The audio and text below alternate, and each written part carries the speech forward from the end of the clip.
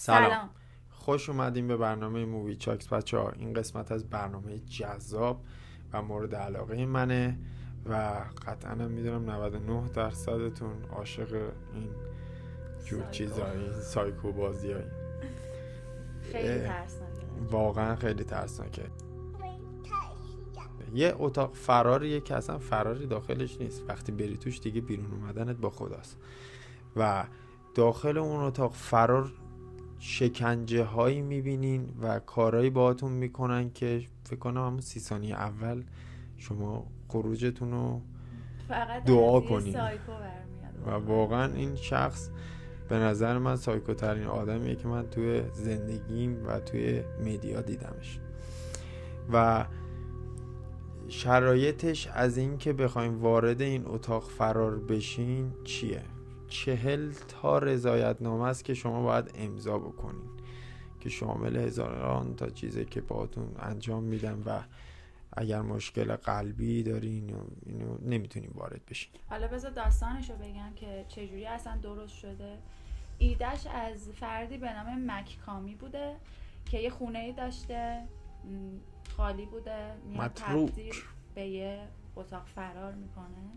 اتاق فراری که واقعیه و بازی نیست، اصلا بچه بازی نیست، نه مثل این اتاق فرارایی توی تهران. آره اصلا.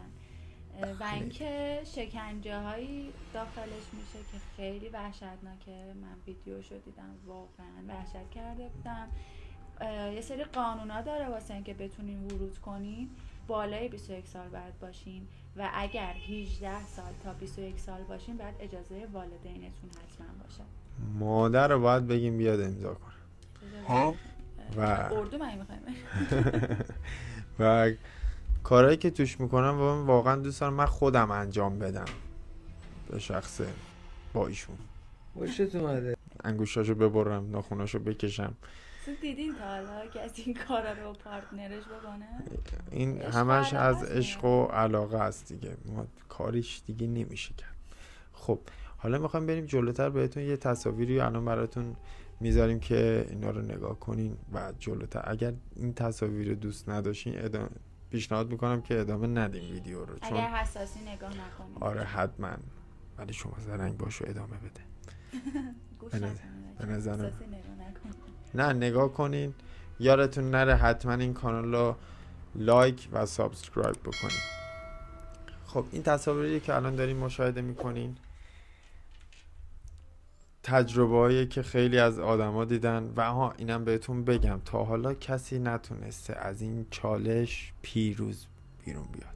هیچ کس $20,000 رو نگرفت. حالا قطعا الان دارین میپرسین خب که چی بشه، مثلا بریم اونجا تیکه تیکمون بکنن و فلان و اینا. نه، شما اگر 10 ساعت بتونین تحمل بکنین عدد $20,000 بهتون پاداش میدن به نظرم ارزش نداره، واقعا ارزش داره. آقا هر کی میاد من پایم نکشه موضوع هر کی میاد آقا به من یه دایرکت بدین و کامنت بذارین که من میام و شرایطشو براتون ارسال میکنم، با هم بریم. اگر رفت من موهامو میتراشم بچه، واقعا میتراشی؟ میتراشم اگر تو بری شرکت کنی. واقعا من موهامو از ته میتراشم، اینجا اعلام میکنم. خب این تصاویری که الان داریم میبینین توسط امی میلیگان منتشر شده و یکی از شرکت کنندگان بوده و جلوتر میریم از ویدیوهاش میذاریم که ببینیم. ما همراه باشین بریم که ویدیوها رو هم ببینیم. خب الان این ویدیویی که دارین مشاهده میکنین واقعا اگر حساسین بزنین بره، نذارید بره، ببینید. خودم مشکل داری بذارین بچه‌ها ویدیو رو ببینن. آخه واقعا اگر واقعا مشکل حادی دارین نگاه نکنین، ولی اگر اوکی نگاه کنین جالبه بچه‌ها، خوشتون میاد.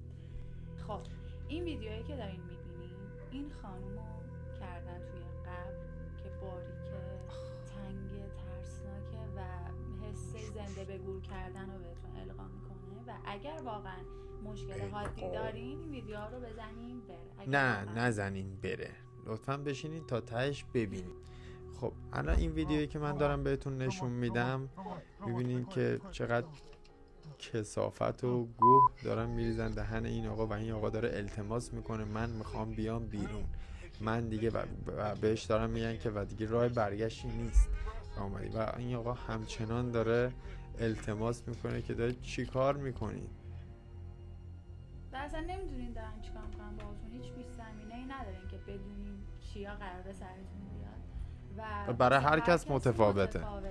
دقیقاً برای هر کس متفاوته و این یکی ویدیو و از خانم امی میلیگان هستش که میبینید داره گریه میکنه و چجوری از مسابقه داره خارج میشه و علامت اینو داده که مثل این اتاق فراری تهران که اینجوری میکنن که بیان بیرون. البته این به این راحتی هم نیستش ولی خب شکنجتون میکنن بعد میندازنتون بیرون.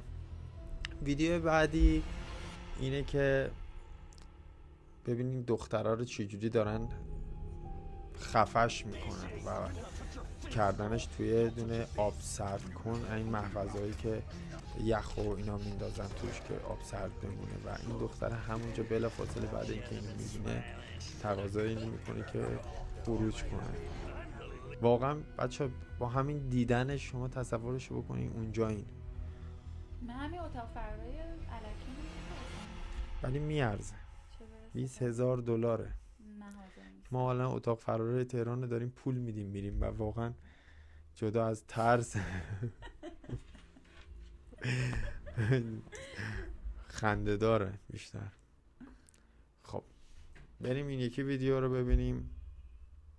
این یکی ویدیو این خانوم رو بستنش به یه زنجیر و آویزونش کردن و دارن خون بز میریزن روش و به نظرم این بهتره از بقیه‌اش. کثافت. من حاضرم شکنجم بدم ولی خون نریزن روم، خونمونم بز. و واقعا من فکر کنم جدا از سایکو بودن این اطراف شیطانی بودنشونه. چرا خون بز؟ به خاطر اینکه خون بز من تو خیلی از ادیان برای شیطان پرستی و فریمسونا و ایلومیناتی ازش استفاده میکنن. حالا پشت پرده این اتاق فرار من نمیدونم چیه و امیدوارم کسی دیگه شرکت نکنه و این آقا ورشکست بشه با این بازار راه انداختنش، چون هیچ منفعتی نداره ولی خب اگه طرف هم $20,000 آدم رو وسوسه میاد. خیلی ممنونم که تا اینجای ویدیو با ما همراه بودین. امیدوارم لذت برده باشین و خوابای خیلی خوبی ببینین و شرکت بکنین. لایک و کامنت یادتون نره. دوستتون داریم. مرسی از همتون.